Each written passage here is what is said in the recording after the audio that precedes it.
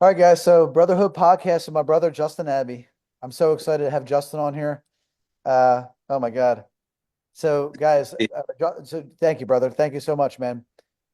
Justin's one of my longest friends, Bill, ever. He's known me for over 30 years now, over 30 years. Hmm. Yeah, bro. And man, we have some great stories we're going to talk about today and stuff. And it's funny, like we've had Justin, we've had a lot of entrepreneur people, like some famous people that are entrepreneurs and and then meanwhile we just had lunch, me and you just had breakfast the other day, and I'm like, man, I gotta get Justin on here because the Brotherhood is an accountability club. That's what we are, Justin. I hold people accountable for their mindset, their nutrition, their workouts, and then honestly their business goals. And that's how it started. I told you a little bit about the Brotherhood, and really what it is like me and you were talking about next week when I talked to St. Augustine, your team, about scripture statements. And our scripture statements are lead from the front, be the example, stay ahead, you're entitled to shit, and the truth hurts. Those are our scripture statements. I like it. Yeah, Keeps you man. grounded. But bro, I mean, and it's like when I think of leaders, at least in my life, and I think these guys would really appreciate this because you guys know I know a lot of people. They know that I'm the most connected person in the martial arts with all the people that I know, especially the entrepreneurs. Like no one could bring the people that I bring. But I'll tell you this: out of all the people that I know and all those famous people that you've seen me bring on here, um, none of them are even close to comparison when it comes to leadership to than Justin Abbey. Yeah. Justin, I mean, seriously, that's why it's like, I don't know why it took me so long to get you on here because these guys, they know that I want to bring in killers and you're an absolute killer, guys. I just want to tell a quick story about you. My junior year, we, that was the first year I went out. I had detention and somehow I got like convinced to start playing soccer and I had no idea what I was getting into, but Justin, a whole bunch of other kids, these guys were like the best kids in South Jersey and we ended up going to the state championship game. And sorry, it was my senior year. Sorry, senior year. And Justin scored the game-winning goal in the state championship as time expired, and it was absolutely insane. And Justin was the best leader of the team. I was nothing, Bill. I was not some great player like Justin, but he made me feel like I was. You know what I mean? And that's something I'll never forget. Like I said, I barely even made. I don't know how I got on. I was literally picking trash up, and then I threw a ball, and the next thing you know, I'm playing soccer. But yeah, man. And I just really want to. And I have another story, Justin. I have to tell them. I don't know if you even know what I'm going to tell them, but it I was have an idea. yeah. I gotta tell them this one. And yeah, this Bill. Are you probably Bill? You probably have heard this because Bill Craig right there. Raise your hand, Bill. He's been with me forever, Justin. 20 years I've been coaching Bill, like in the martial arts business. But because this is important because I want you to know who Justin is, right? So me and Justin were dropping my sister off, and she was about 8 or something, 7, I don't know. And this kid, Bill, we're driving down this street, and he was like, yeah, give me the finger. He was like telling us to like just fuck you, whatever, cursing and stuff like that. And just we're driving, and we just kept driving. And Justin's like, who's that? I'm like, ah, some guy, man, some loser, like like he's mad. I was hooking up with his girlfriend or his ex-girlfriend, whatever, some girl or something like that. Something to do with a girl, Bill. You know what I mean? Anyway, so we drop my sister off and we come back, and there he is again. And he's literally giving me the finger and whatever, and he's just like, pull over or whatever. I don't know what he was like, why he even do that. We're in a car. And so I did pull over. I pulled over, Bill, and I was like, what's your problem? And he's like, literally looks at me, he's, I'll kick you and your friend's ass. And I was just like, bro, what is your problem? And then I like look and I'm like, where's Justin? I'm like, he was sitting right next to him. Where is he? Justin literally got out of the car. And I'm not saying this is great. Literally got out of the car, Bill. And this guy was talking shit. Because this is the kind of brother Justin is. And literally just got out of the car. And next thing I know, I see Justin just punch him in the face. I had to pull Justin off. Like he was literally just this guy was talking crap. Justin's on top of him. I had to pull him off of him. And I was just like, and he's like, Doc, I don't let someone talk to you like that or me like that. I was like, oh my God. And it was just like that meant a lot to me because Justin knows when you went to St. Augustine, you were always fighting. You were fighting every day in the school from the seniors and the older people. Whenever you dated a girl from another school, you always had problems with those kids. Like you went to all boys school, you're called gay all the time. Like you were all always fighting. So we were always fighting. I went to basketball games and kids from other schools would just start with me. Like you had to fight at St. Augustine. So Justin, man, you are beyond. You're my brother, man. I love you, man. And I love yeah, it. thank you, man. Doc, you mentioned like the soccer part, and I just want to jump in right there. But the other story kind of tells more of like how we got there. Like we were boys, and didn't just come from playing sports together. It was came from like just the common ground of our families. I think like we, growing up in similar situations, like in our households and how our parents were, and those things, and then going through that, going through the prep. Honestly, I give the school a lot of credit as well because it changes people and it builds young men and installs discipline. And I needed all that. I was a bit of an angry young kid and dealing with some of the stuff that was going on in my home and my life on a regular basis at that time, and not always proud of how it went out, but I would stand up for my boys, and I would do that today as well. So that's just how it is. But yeah, I mean, you build yourself on your character and how you hold yourself accountable. When no one's watching, who are you? And that's it's important. That's the most important thing. So I value you, and I'm grateful for all those years of being friends. And yeah, I can't wait. And Justin knows like when last year he's the head coach of St. Augustine Prep soccer. He also was a coach at Rowan. He also owns Rusa, which is literally one of the largest soccer clubs in New Jersey. His son is a full ride scholarship to Rutgers, which in soccer is like the cream of the crop. And his daughter just got a full ride to William and Mary. And I mean, so Justin is a flat out stud.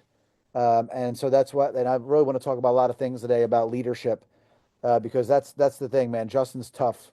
Like, he's a tough dude. Like, I mean, I watched him like, man, just every day at practice, every day in games. Like this guy was one of the best players in South Jersey and sorry, the state of New Jersey. And what I loved about Justin was you talk about Ian, your son. He's like Doc. He's like, and for those who don't know, I'm called Doc. He calls me. Everyone called me Doc in Augustine. They never heard that. So and, his son Ian. We were talking about this other day, Justin. You said by the time he was 10, like you gave him all your skills, like and he right. was the best player. And then you said then he just surpassed you. Tell us a little bit about that. Like like so Yeah. you So I'm a huge like. It's interesting. I had my career and I lived the sport. I actually lived in Europe for a year, played at a junior club as a 14-year-old youth player, and I was all in on it. And so I went through my career, went to college, played some professionally after that, and then kind of went away from the game. I actually was burnt out, and I didn't even see a ball. I got married and was married for like 5 years. I didn't go do anything with soccer. I wasn't watching. I wasn't playing. I was just really just not interested in it. And then my oldest son came, and that was like as soon as he started to walk, I get emotional talking about this. But my dad brought like this ball, and it was like his first little soccer ball. So we were like rolling that to him, and then as soon as I saw that, just something clicked, and I knew like I had developed a skill set over my whole life from the time I was 3 all the way through to being like 25 years old when my son was born. And I knew that I wanted to give those skills on and pass that knowledge on. So I got started with him early. It's like he was starting in the backyard and playing when he was probably 2 to 3 years old, like walking style. And then as his attention span started to go started to get organized at like 5 years old with like leagues and rec leagues and stuff like that. But I just started to implement the skill development. So I went through a process that they do with soccer. It's just like ball manipulation stuff. So it's the coordination of your feet. It starts with jumping and moving to then integrating the balls. But I had him at a level where like I literally had taught him all of the stuff that I had learned all the way up through college from a technical standpoint, pretty much when he was 9 years old. And at that point, he was identified into the Philadelphia Union Academy, and then I continued to coach him for a few more years, and then he went full time into the Union as a 12-year-old. So that was his journey. My daughter, I've had her whole career, and I've continued to, one of the things that I'm sure with Nick and the group, he's having a growth mindset is something that's just key to living your best life. I think like if you get stagnant with wanting to learn more and new, new information and new techniques and new skills and just better yourself is like one of the most fun things I think in life. So integrating that mindset was so key to in my mind creating kids that can go and then develop on their own, right? So like you have to own your own development. Your parents can help you, your coaches can help you, people around you can help you, your spouse can help you, your coworkers can help you, but you own your development. And if you let it slip, it's going to be on you. You're not going to develop. You're going to get stagnant, and then people are going to surpass you, and or people will want to move away from you. Like it shows in different ways, but yeah, I think that's key. And I've done that with my kids, and then I had my dad kind of showed me some things, maybe what not to do. And I think I took some of those things and really learned from like how I wanted to be treated as a person and as a athlete and as a child, just wanting to be loved like everyone does. And, uh, and then giving, I think something for us is like creating a safe area is something I'm a huge believer in. And when anytime you have a team, my wife is a nurse manager at Inspira, and she has 115 people underneath her. And her team, and like we talk, and it's like for you to impact your team, you have to create that safe space. So they have to feel totally comfortable to be themselves. And if that's like with my teams, I always say like if you're a little goofy, like be goofy. We're good with you. Like we're gonna laugh with you, not at you. If you're that real stiff guy, like go be stiff, and we have your back. It's like doesn't matter. You could come into this environment, and we're gonna protect you. And that starts with the home and the family, and emanates out from there. But that impacts all aspects of development, in my opinion. You know what, Justin? I love it, and it's interesting. Like going back to before we go into like that part of it, you're talking about your dad and my dad, and it's so crazy because like our backgrounds are like that's why me and Justin get along so well. My dad was just a gambling alcoholic. Your dad was abusive too. Like where they were both abusive. Yep. I watched your dad, really tough on you. Obviously, like in high school, like I watched at the games and whatever. And just I saw it, and I never I never even told you this. I was like, man, I can't believe it. Like this guy, like I sometimes wanted to say things your dad, like almost like, dude, are you fucking kidding me? Like, you can't even come close to what Justin does. Shut the fuck up. But I would never disrespect him because he was scary. You know what I mean? He's I, smoking cigarettes on the sideline, and we're running through. I can't even breathe. yeah, man. So and like so. But the reason it's so crucial is like I think I've heard this expression from one of my mentors, or not mentors, but a guy that we work with, Andy Elliott. He talks about bloodline breakers, and you're a bloodline breaker. I'm a bloodline breaker. My kids, like I mean, I would have gotten annihilated if I would have done some of the things that my kids did. You know what I mean? Yeah, I was not allowed to raise my voice. I wasn't allowed to yell and like all the things that we both went through. That never existed, like in my household. Like, and I want to know, but for your kids, Ian, and all your kids, like, did you was it similar for you too? Like nothing, like you're nothing like the way it was growing up with your father. yeah, for sure. I was in a abusive household, and addiction was in my household as well. So there was like issues there, and I feel like that emanated out. There was days that we couldn't wake up. You had to tiptoe around, and if you woke up, Dad, it was coming down like swinging, basically. So it was a tough place at times, but I will give them the credit of both our families that they put the resources forward to put us into a little bit different situations. So I'm the first person in my family and only person in my family to graduate college. So like that's something that they wanted, and they like helped me and like pushed me to go do. So I'm grateful for that. But 100%, I don't put my hands on my kids like that. And I have never felt the need to be honest. I don't think it was ever necessary with, if you have control of your household in a positive, masculine way, your wife is going to bring her feminine side and her organization and discipline to the group as well. And the dad brings his I would say masculinity is the kind of the way you put it, but like it's like the mom could say like I'm going to talk to dad, and they're like, oh shit, like it still works like that, but you don't have to put hands on them. You just have to be who you are. And I think at the end it's a respect thing, and like again that safe space. But they know they have to show ultimate respect. And if they didn't do that, then it would be like things could amp up. And again, it doesn't turn physical, but it would be like this isn't happening like this, and they would understand it in a way that I would put it across to them, or their mom would put it across to them. But yeah, I mean, love is the answer, and that might sound like wild, but like it really is. And I think you can win them. It's like your dogs. I'm a dog lover for all those guys that are dog lovers out there. Like if you beat your dog, like that dog is not gonna be your buddy. Like the dog's not gonna want to come to you when you get home. Like it's gonna shy from you. It's gonna run from you. Might bite you. Yep. You love your dog. It's like dog loves you straight back. Every time you get home, that dog's gonna run to you relentlessly to see you. And like it's it's uh it's not totally different with your family. It's or people in general. I mean, you know, you're drawn to that. So I love that, bro. I'm a dog lover as well. So I think that what I love about what you said is like even like the situations like with my father, it's just like you said, being grateful for what he did get versus using it as a crutch or becoming like them. A lot of people they're stuck in this like childhood has a lot to do with like where you are right now. A lot of people don't sometimes don't understand that, but like I'm so grateful for as much as my dad was crazy, like especially in today's society, the weak men that we see everywhere. Like, and I know you relate to this too. Like, thank God I was never raised like a weak bitch.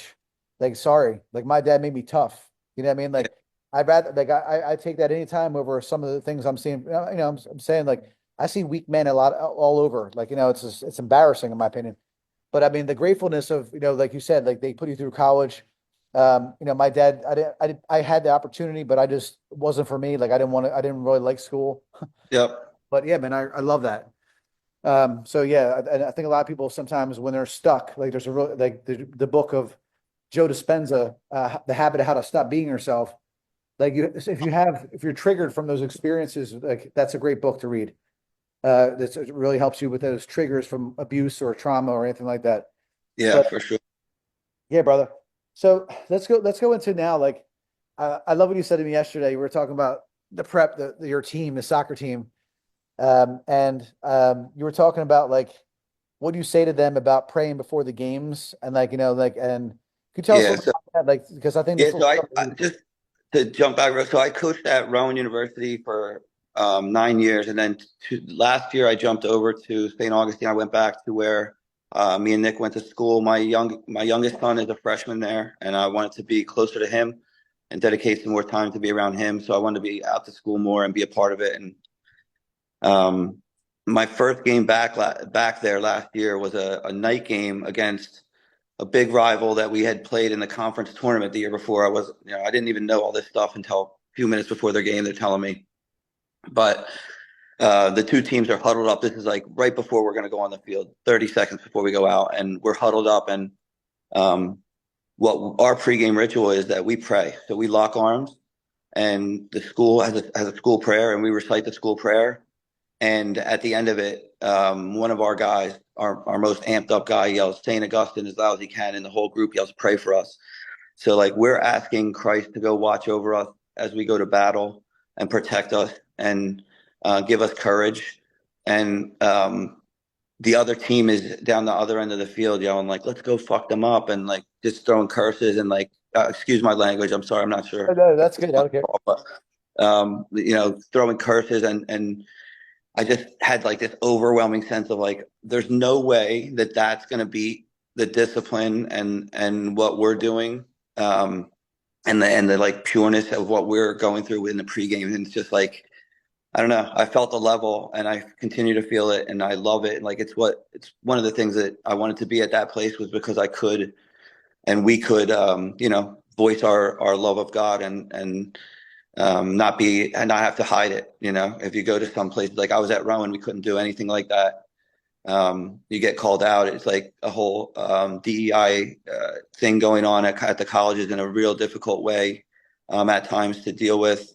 So just a more free environment that allows you to praise God, and I love it. And I feel like that gives us strength above the places that aren't using that.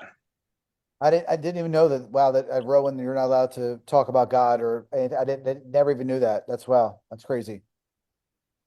Yeah, you have to be neutral in that. Wow, really? At Rowan, so like that's is that like It's been over the last several years that I was there. It got really wild with the DEI initiatives that were put into place, and one of the craziest experiences. And just a quick little story. So I'm sitting in a room. I missed the soccer meeting because I had a work outside of that meeting. So I ended up taking my meeting with the women's teams. It was like the women's lacrosse, women's basketball, women's field hockey, and like softball. Maybe like there was like four teams in there, and I'm just sitting in the back listening to this, and they're just talking about like basically like being inclusive and not like singling people out, and like you can't like say certain things to people. And at one point, the entire room, this girl stood up to make a comment, and the entire room starts like making fun of her because she was short. It was the most surreal thing I've ever seen. I'm like, we're in this environment where you're saying like we can't make fun of people because of like all these things, and they could rattle them all off, right? But as soon as like this lady stood up and she was short, like the whole room busted up, and because she was short, I was like, this is unfounded. It's just they're just like I don't know. It lost all.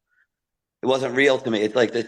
It's like they're reciting a poem, and it's just memorization of things instead of like following your heart. Like, how could you make fun of people for one thing and not, and then be in a room saying you're not to make fun of people? Like, either crack jokes on everyone and keep it light, or you can't say anything about anyone. You know what I mean? So I don't know. The college systems right now are there's a unique environment in those there that's different for sure. yeah, you're much nicer than me, brother, with your the way you explain it. I mean, but because I remember when the Olympics thing in the summer came out, that thing with the Olympics of making fun of the Last Supper, and it was really interesting. I would Yes. like like we're fighters, bro. Like so, I know in a work environment it's hard to do, but some guy basically was like, like who has a problem with this? Why do you have a problem with it? I said I have a problem with it because it's an embarrassment. They're making fun of Jesus Christ. Yeah. He's like, basically, he was just like, well, that's ridiculous. He's like, yeah, but at the same time, he goes, everyone's entitled to their opinion. Why do you have a problem with it? I said, hold on a second. I'm confused. Right. That's I the thought you double said, side of it. yeah, I thought you said everyone's entitled to their own opinion. Everyone, but what? The person that believes in Jesus Christ makes no sense. So, Yeah. and these people like that get like that too. It's like you can't even. It's like I don't know what's up with their brains, but it's like I don't know how to like. It's pretty basic. It's like I thought you said everyone's entitled to their own opinion. Yeah, everyone is. So that's why I posted it. Okay, well I'm not. You said who has a problem with this anyway? Whole other subject, Justin. But wow, that's great that you have the courage and stuff to talk about that stuff, to talk about God and have the team behind you. Um, what do you do in a situation like that? Just like if anyone from the team like says like, "Hey, coach, like, but I don't believe in God," or we don't, that we don't believe in Christ. What did you run into that, or everyone from the team just believes in God? That's the culture. Fortunately, I'm sorry, my phone's like Yeah, working a little bit here. So fortunately, the culture at the school is that they pray every day. They go to mass every Wednesday. yep. So it's it's why my son's there. Big reason why he's there, and um, yeah, that's something that is accepted and promoted. You know what I mean? The heads of the school are priests and or whatever Augustinian. I guess it's priests. Yeah. So, um, but yeah, so that was one of the reasons that I chose to go there. You know, I mean, there's other spots, but we wanted. I wanted. I'm proudly Christian and have God as a big part of my life, and my family does as well. We pray before every meal. It's something that's integral in who we are and has been. It's one of the reasons I chose my wife. To be completely honest, her family and her upbringing was what I wanted in my family and my kids' upbringing, and um, that like religion's a huge part of it So for us. thank you, man. Tell us a little bit. Tell us a little bit about the younger generation. Like like you're a coach, you're a Did I leader. lose you? No, you're good. Could you hear me? Could you hear me, bro? I think we did lose Justin. Are you back now? I'm back. Yeah. So tell us a little bit about like you're a coach now. You're coaching high school students. It seems that a lot of again, this might sound horrible, but not horrible, but it seems that it's harder for martial arts school owners to get like men that want to work. They're not as motivated or something like that. Like it's versus than 20 years ago, 10, 15 years ago, like the younger generation. Like Yeah. What are your feelings? How do you motivate these kids? How do you get, because I've watched, So like, I when have you, some, yeah, I mean, I see that a lot through the club as well. So I own a youth soccer academy. So we have kids that range from 7 years old up to 23 is our oldest kid. We have 23 like college grad students playing still. So um, you see I think personally, and I've seen it even with my own kids, in our time, we would go to practice and it would be like practice once, twice a week for an hour and a half. And we would go home and train in the yard. Like I would go out in my yard and be playing and training and getting after it on my own. Where nowadays the kids have so much more things to do. Like, so they come home, they have their phone, right in their pocket all the time. So that's a distraction. They come home, there's like video games and like we had video games, but it wasn't as big a thing. Like we played some video games and I lived outside. I mean, we wanted to be outside playing in the park with our buddies, like going down to the courts or going fishing or hunting or whatever you were into, but more time outside. I think that's developed into more, the kids need more structure. So now it's like they're scheduled. Everything's scheduled. And they don't hardly do anything if it's not scheduled. It's like, and maybe that's on the families as well because mom's working more and like dad's working more and the family and like so the time is squished in, but it's like I mean, what I see is like if you schedule practices, the kids will go. But if you don't schedule practices, they're not going. And so I don't know. It's like they're choosing to be distracted, or they're just easily distracted, or they're lazy. I don't know. You can kind of. I'm sure. I don't think it's lazy. I honestly think it's like it's giving the kids options, and they need engagement. I know, like they need other kids, or they need like when we were kids, we used to ride our bikes everywhere. And it was like, get on your bike. And I might ride like 3 miles to my friend's house and to play. Now parents won't even let their kids do things like that. I feel like it's like, no, you can't ride your bike like all the way over there. But I don't know. So they end up isolated a little bit more. But I think that impacts it. Justin, what would be like your top three like coaching tips? Because these guys are all coaching students, kids, adults, kind of all over the place. Like I mean, because what would be your top three coaching tips that you would like to give to these guys today? Yeah, well, the first thing I would say is whenever you're coaching in your class, you have to make that safe space I was talking about. Like, so kids have to really feel that they can be themselves and they can be safe in there and like be who they are. You have to make it fun. And there's something we talk about in soccer. I don't know if they talk about this in the martial arts or not, but it's finding a flow state. So the flow state is you're finding the balance between difficulty and activity level.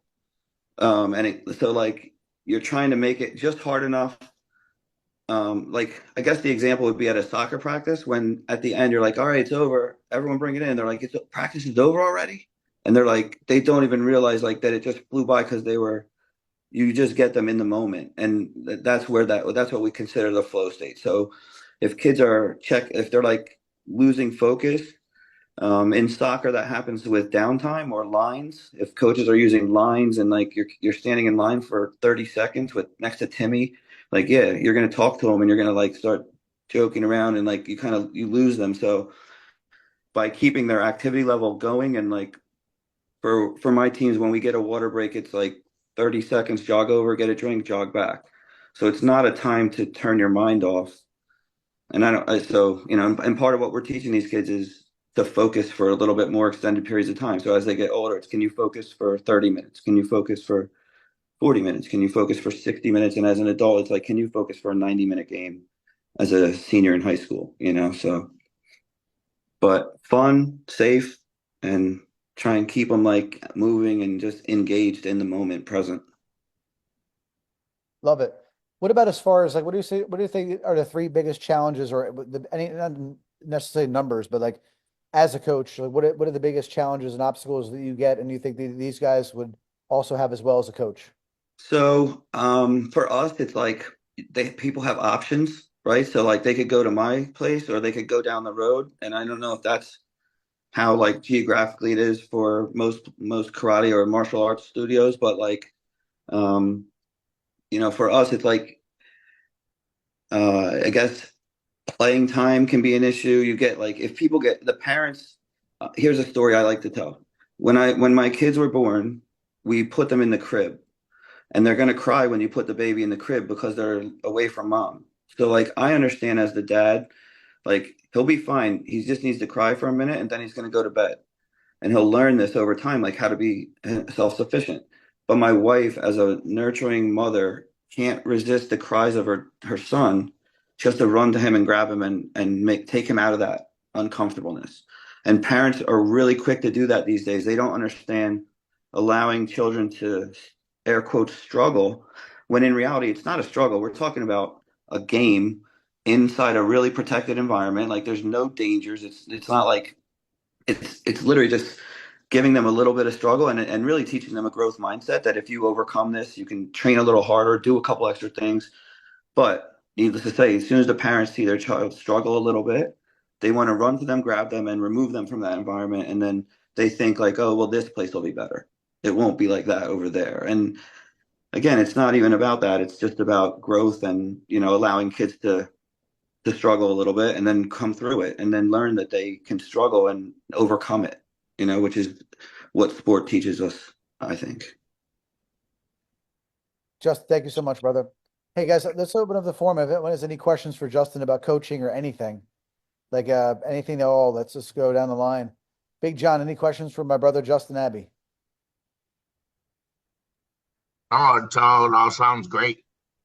Definitely informative. Any questions, Big John?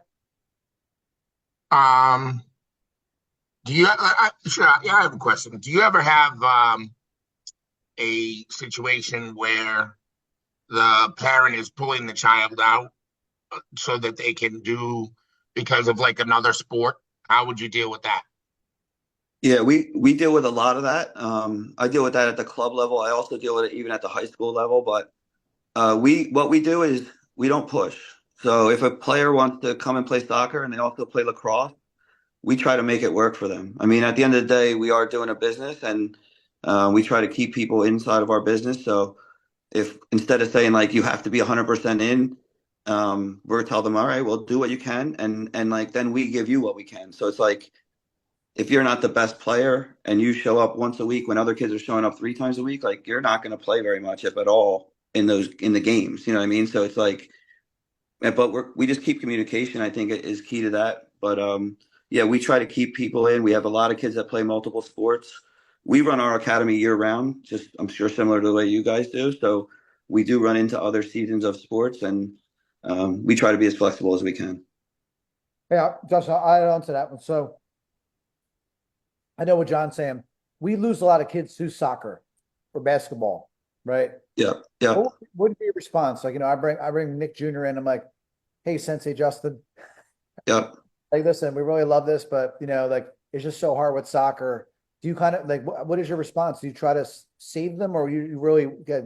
What would you Yeah, say? I would definitely try to save them. If they're talking about leaving and quitting, like I would offer them like package probably. I would say like, hey, we can help you. We give at my club, we give away about $75,000 a year in scholarships. So like if someone can't afford a full tuition, we help them. We would rather have players in paying what they can than turning people away, paying what they that they can't make that full amount. So with that comes some things like there's a kid that's on full tuition assistance right now. His parents both out of work. Like they're struggling. I understand it, but he's got to show up. You know what I mean? Like so he can't like not come. If I'm going to pay for him to be a part of this, I need him to show up. I need him to be there and be committed.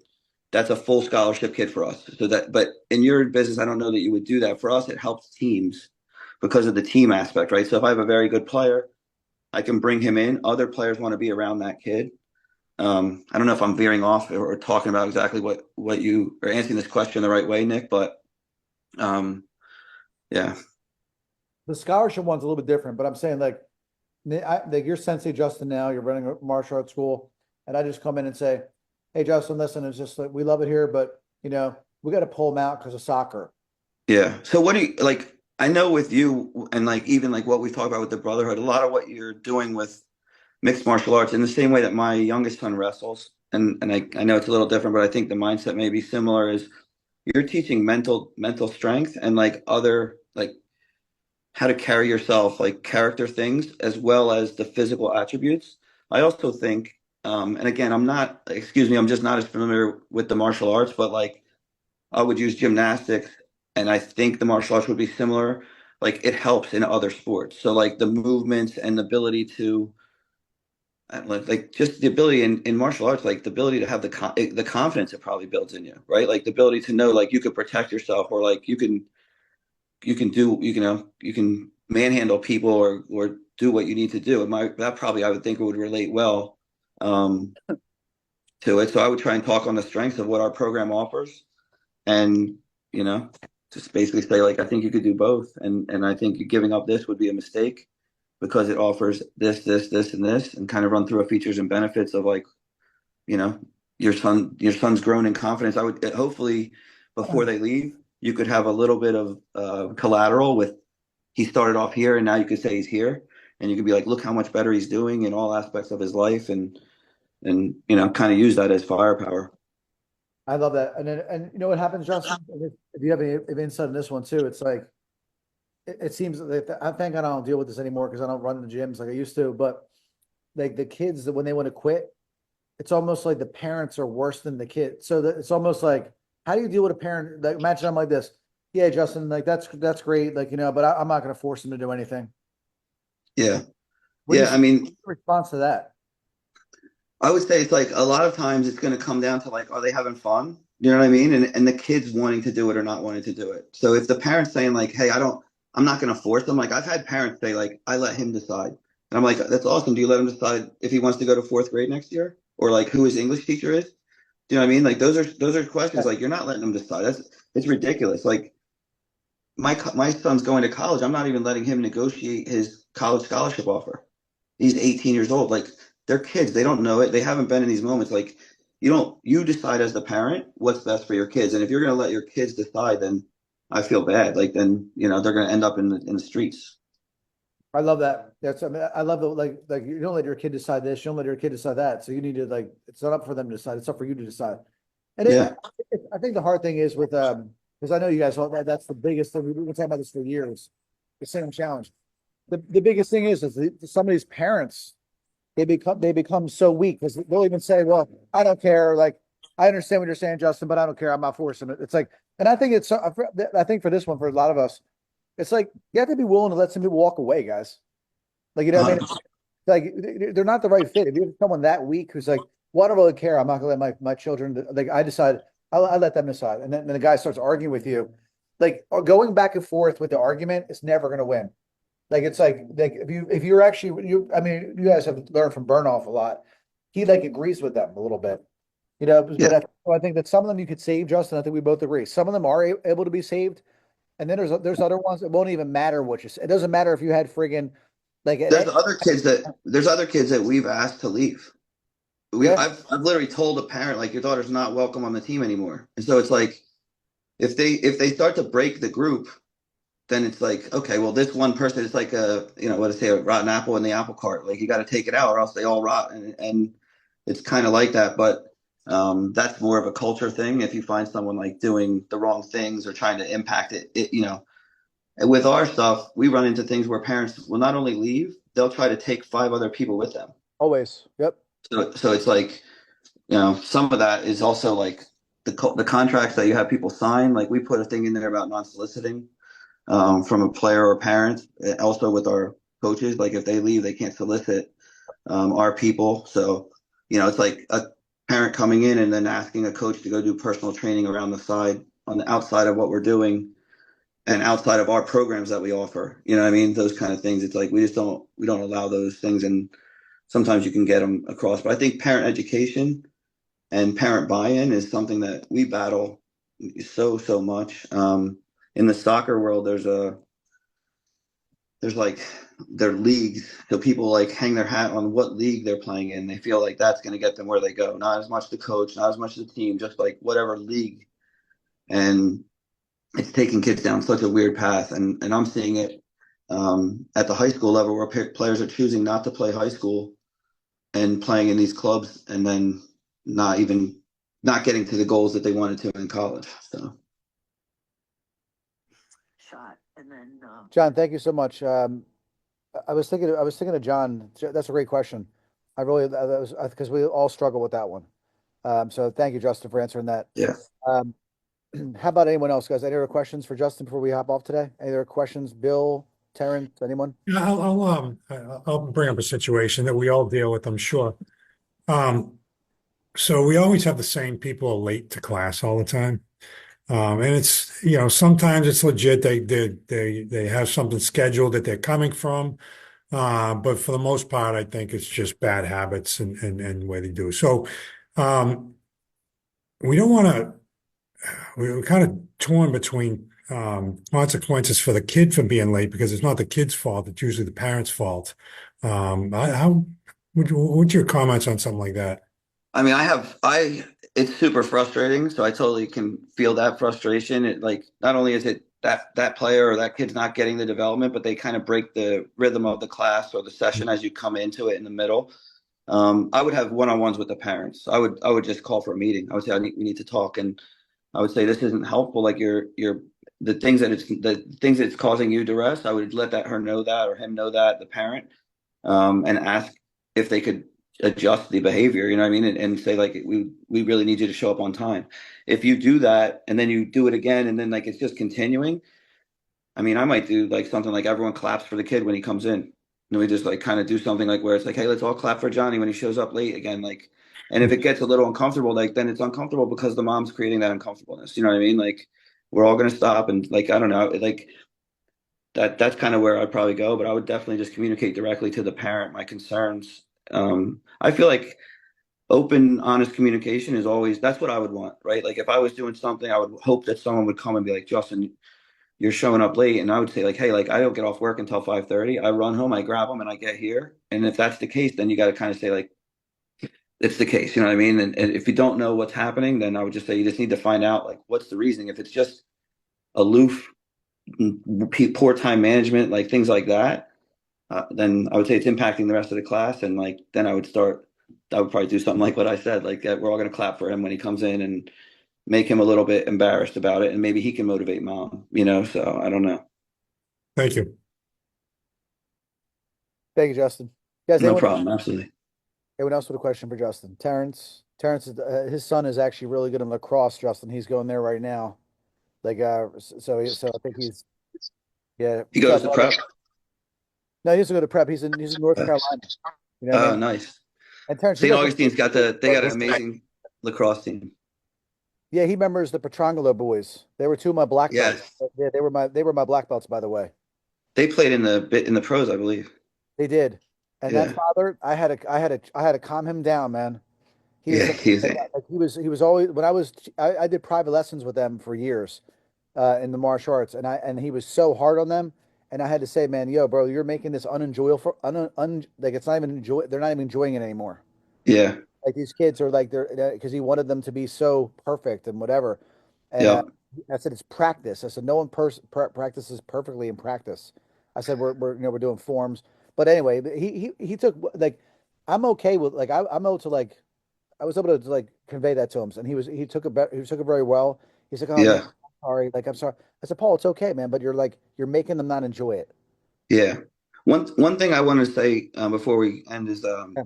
one thing I always like to stress with the parents is that it's a partnership. Like I just had a parent meeting last night, and it's me and you helping your kid.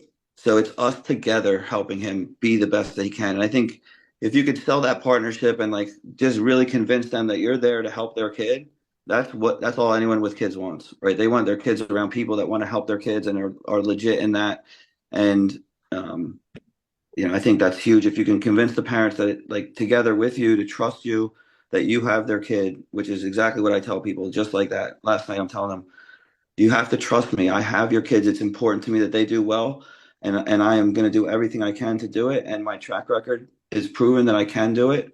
Just look at the other groups that we're putting out. Like we do this, and you just have to trust it because it takes years. And that's also something. It's like I told them exactly last night. It's like this is a years process, like 10 years. So you're planting those seeds in their head also. Like you're not. This isn't a month to month deal. This isn't a 6 month plan. This isn't a 1 year plan. You don't want to take martial arts for 6 months and quit. You want to do this for the rest of your life or for 10 years or whatever for us, we get kids to college, and that's kind of the end point. Um, but for you guys, it could be endless. It could be the rest of their life, just as fitness or the skill set. Thank you, Justin. Any other questions, guys? Going once, going twice. Okay, so Justin, last thing would be St. Augustine right now, the high school team, they're number 2 in South Jersey, right? And like who like in the state playoffs, I can't wait to come because I come to the games, and Justin knows I have his back. I don't think he even remembers. Like at the last playoff game, I remember. or that I gotta tell you this funny story, guys. Right? This referee Terrence was calling like penalties with his back turned. Like it was horrible. Like he's like just like the guy's looking over here. He's like calling it like literally. Justin's arguing with the guy or whatever, and this guy stopped the entire game. Right? This referee, and I had to hold back. So this guy stops the whole game, comes over to Justin and is like, "If you ever question my integrity again, I'll have you thrown off the field."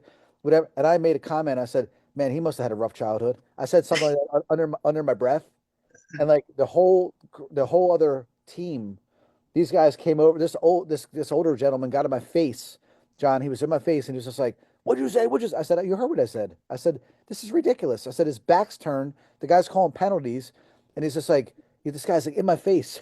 And then finally, people try to break us up. Justin comes over, and I was ready to go. Justin. Yeah, he was. But Nick was Justin ready to comes over and fight. goes, "Doc, go the other side of the field." I walked away. I just was like, Yeah, so the "Man, preemptive part of that was like, because Doc's my boy forever, I let him be over on the bench. So he's like around like it's all the administrators. That was like the other school's AD wanting to fight. That was hilarious. it was awesome, man. It was awesome." Yes. Yeah, man. And I got on a lot of our friends from the prep. I said, "You guys better come support Justin, man. What the hell?" I mean, some Yeah. of my friends, McGinnis, I've been calling his ass out for one of our friends together, Mike McGinnis. I've been calling him out because I'm like, he keeps telling me all these things, all these stories. I'm like, "Why aren't you coming to the game with me?" "Oh, I got this, I got that." I said, "No, man, I don't want to hear your stories. Come support Justin." But Yeah. Justin, you don't I care who. appreciate that. Yeah, you don't care. But I Justin, appreciate it. what do you think this year? So if everyone follows us in South Jersey, do we have a chance to win states? What do you think? Winning states is going to be tough. We got St. Benedict's in the Oh, top of the state, wow. so they're Wow. back into in the state. But we're ranked fifth in the state right now. We're undefeated, 12-0, and we play. We got our senior night going on tonight against Vineland, and then one more game. We're going to end up going through the conference again undefeated, I think. So, Coaches Cup is really what we're and winning South Jersey, getting to state finals would be amazing. Wow. So that's the I, goal, I didn't know get to the St. state Benedict. finals. Wow. St. Benedict's, that's who they had to beat in the state final. Yeah, they just re-entered this year. Wow. So, Oh, man. I remember that. yeah, it's funny because my buddy coaches them too. So I played with him growing up. Oh, wow. Really? Wow. So Yeah, so are they number 1 in the nation? they're number one in the state. I'm not sure they're probably. I mean, they're still importing players from all over the world. So That's awesome, man. Well, guys, there's my boy Alex down there, Justin. Alex is in North Carolina leading from the front. It's one of our scripture statements. He's helping all these families that were decimated by the hurricane. yeah, it's Yeah, man. awesome. So he's Thank amazing. you. Thank Alex, you for your help. anything you want to say, brother? My brother? No, I've been listening this whole time, guys. I'm actually loading up my vans, getting ready to drop a huge surplus of winter clothes and a bunch of things. We even got medicine that we're handing out today. New shoes, boots, you name it. It's been a great day. But I've been listening this whole time. First of all, I love the backstory. You guys, kicking ass together. That's always a freaking awesome thing. Jersey's just a whole nother planet. Philly, that whole area.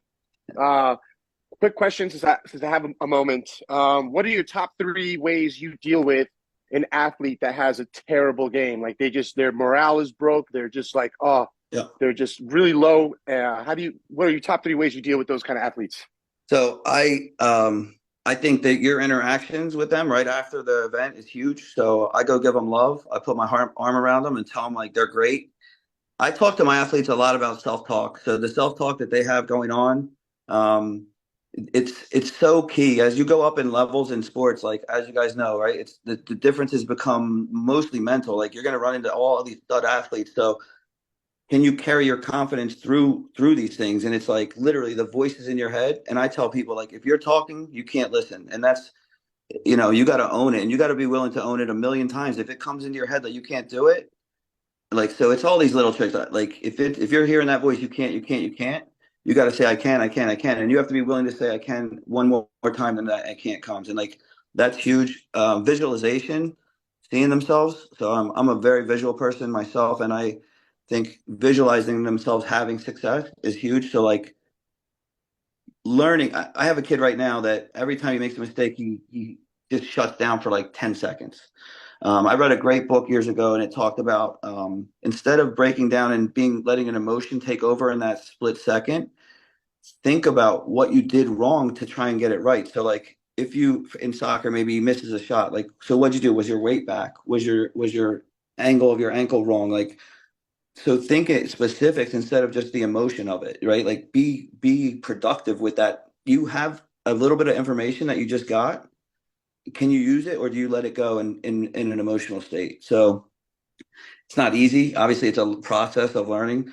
There's a few great books. The Four Agreements, I feel like, was one that for me was like the ability to realize I wasn't my thoughts and like I was the silent observer. Like I feel like that helps kids a ton if they can get that concept. But yeah, self talk would be the number one thing I would say. Like you have to be your biggest fan. You have to love yourself. You have to root yourself on.